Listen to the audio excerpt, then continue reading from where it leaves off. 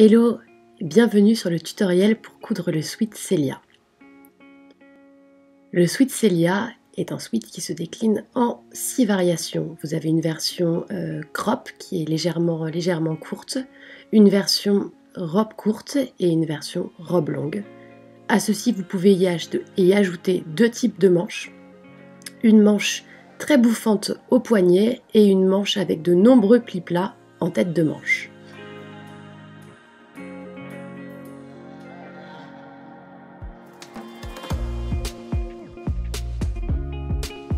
Pour coudre le sweat Celia, nous allons d'abord commencer par découper notre tissu. Vous avez un morceau dos et un morceau devant à découper au pli, donc je plie ma laise en 3 pour découper ces 2 morceaux. Puis vous avez ensuite la manche à découper. Selon la taille choisie, vous allez découper soit votre manche 2 fois dans le tissu avec la laise pliée en 2, ou bien il faudra déplier complètement votre laise. Vos 2 morceaux poignets à découper 2 fois dans le tissu. Votre poche, si vous en faites une pour les versions robe courte et robe longue, à découper 4 fois dans le tissu. Et le col à découper 1 fois dans le tissu.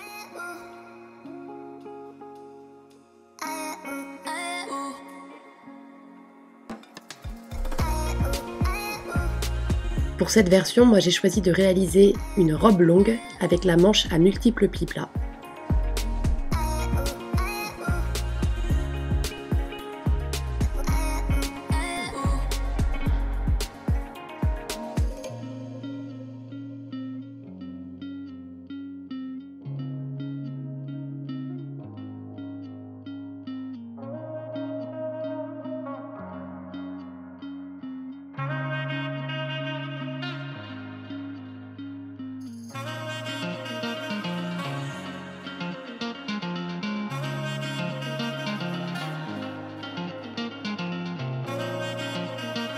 Une fois que votre tissu est découpé, on n'oublie pas de venir marquer l'écran. Vous avez donc pour l'option manche à multiples plis plats, si je ne dis pas de bêtises, 17 crans à marquer sur la tête de manche. Et puis bien évidemment marquer le devant de la manche et le dos de la manche. 2 crans pour le devant, 1 cran pour le dos.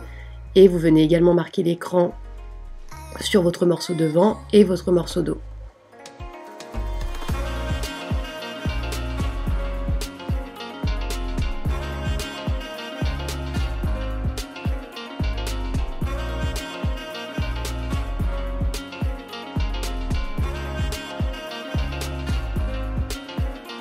Avant de se lancer dans la couture, on réalise toujours un test sur une chute. Pour cette version robe longue, je vais coudre et à la machine et à la surjeteuse. Vous pouvez bien évidemment tout coudre à la machine à coudre. Pour le coup, du coup, je fais un test sur la surjeteuse pour vérifier que mon surjet est bien propre, bien joli.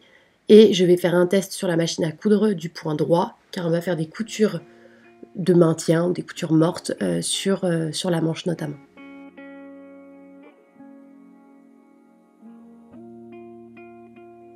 Si vous utilisez la machine à coudre pour coudre entièrement, moi j'utilise le point numéro 15, qui est un point stretch sur ma machine. Voilà ce que ça donne pour le test. On va ensuite assembler le devant et le dos, rien de bien sorcier. Vous positionnez vos morceaux devant et vos morceaux dos endroit contre endroit et vous venez les assembler uniquement au niveau des coutures épaules.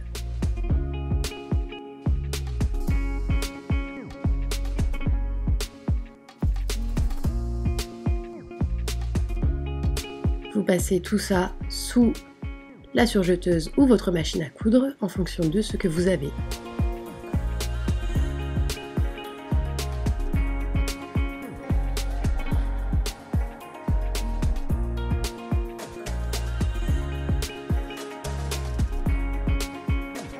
Puis, vous laissez de côté et nous allons nous attaquer à la manche. On va donc former les nombreux plis plats. Si vous avez choisi l'autre manche qui est plus bouffante au poignet, vous avez seulement 2 plis plats à réaliser en tête de manche. Ici, j'en ai donc 6 à réaliser. Je mets donc la manche endroit face à moi et je vais plier mon tissu sur l'envers pour former le pli plat. C'est-à-dire que sur l'endroit, j'aurai bien un pli plat et non pas un pli creux. Après, c'est une question de goût. Si vous voulez faire des plis creux, vous pouvez également. La manche tombera bien. C'est vraiment au niveau de l'esthétique. Moi, c'était mon objectif d'avoir de nombreux plis plats en tête de manche. Si vous voulez faire des creux, libre à vous.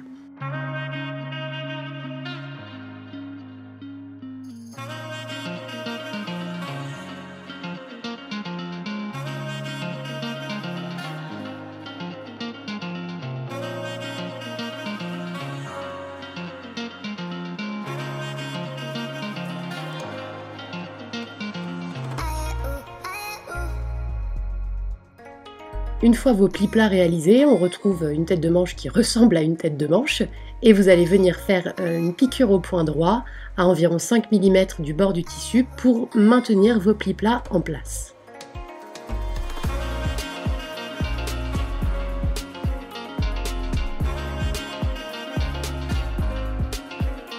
Une fois que vous avez fait votre piqûre au point droit, vous venez prendre le bas de votre manche et vous y passez 2 fils de fronce. Donc pour vos fils de fronce, pas de point d'arrêt au début, pas de point d'arrêt à la fin, et on veille à agrandir au maximum la longueur de son point.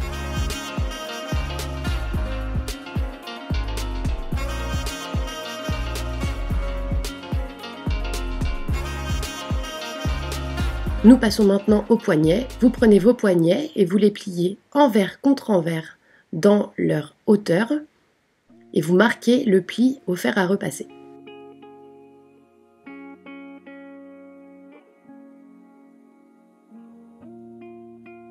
Une fois cette étape réalisée, nous allons maintenant froncer le bas de la manche pour faire correspondre la longueur au niveau de la longueur de votre poignet. Une fois que vous avez froncé, vous venez donc positionner votre poignet endroit contre endroit sur le bas de votre manche et nous allons coudre soit à la surjeteuse, soit à la machine pour les assembler ensemble.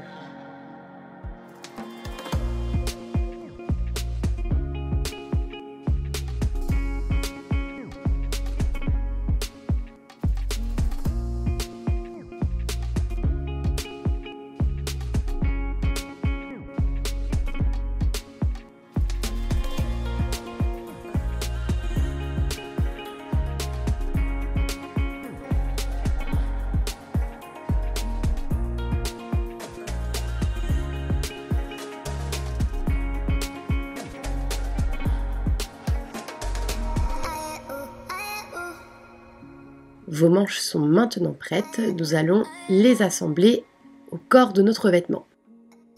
Vous prenez votre devant et votre dos que vous mettez endroit contre vous et vous allez épingler vos manches endroit contre endroit en commençant par le début du corps, en épinglant au niveau des crans, donc les 2 crans du devant sur les 2 crans du devant de la manche, le cran du dos sur le cran du dos de la manche, et ensuite vous épinglez tout le long. On viendra ensuite coudre, encore une fois, soit à la machine, soit à la surjeteuse. Machine point stretch, surjeteuse. Moi j'ai fait un surjet 3 fils, vous pouvez faire le surjet que vous voulez pour assembler la manche au corps.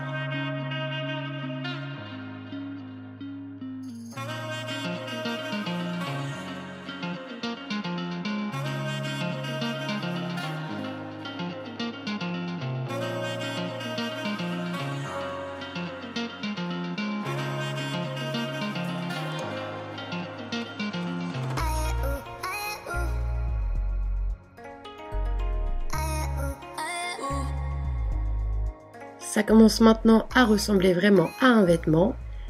Nous allons maintenant fermer tout le corps et y ajouter des poches, qui est une étape facultative.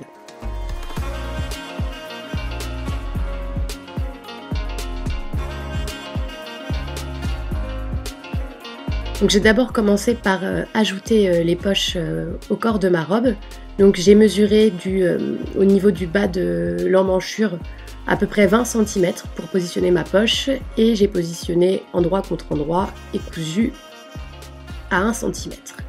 Vous faites ça sur votre devant et votre dos.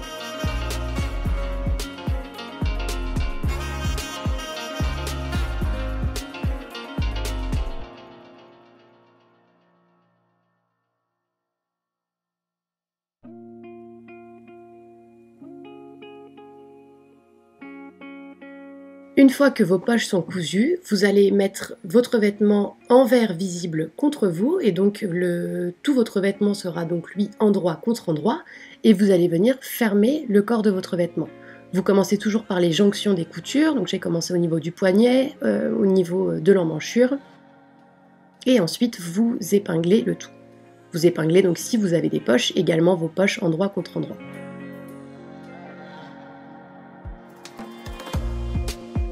Vous venez ensuite coudre tout le long, tout le corps de votre vêtement est fermé. Vous pouvez le remettre à l'endroit et nous passons au col.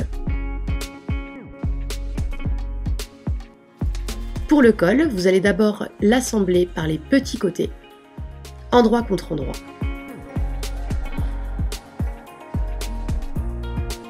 Puis, une fois assemblé par les petits côtés, vous allez le plier envers contre envers dans sa hauteur et marquer le pli au fer à repasser.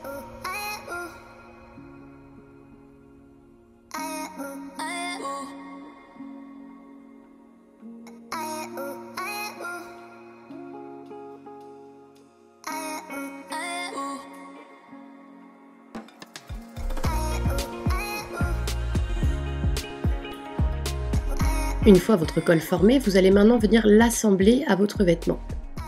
Vous allez mettre la couture du col au niveau du milieu dos de votre vêtement, puis ensuite vous divisez votre col en 4 pour l'épingler à votre milieu devant et sur les lignes des côtés.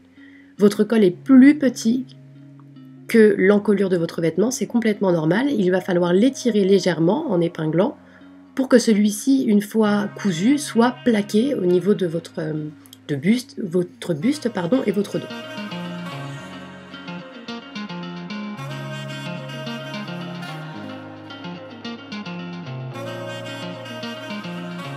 Il ne vous reste plus qu'à réaliser l'ourlet en faisant 2 replis de 2 cm à peu près, c'est selon la longueur que vous souhaitez, et votre vêtement est maintenant terminé. Donc ce sweat, vous pouvez le coudre dans des matières sweat, molleton, des matières jersey sweat ou des matières maille. Cela dépend vraiment du rendu que vous souhaitez. Dans une matière maille, la manche va avoir tendance à un peu plus tomber. Dans une matière sweat, elle aura un peu plus de rigidité.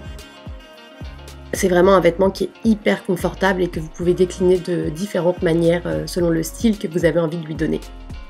J'espère que ce tutoriel vous aura plu et que ça aura été clair. N'hésitez pas si vous avez des questions à me les poser sous cette vidéo ou bien sur Instagram @atelier des premières. Je vous remercie et à bientôt.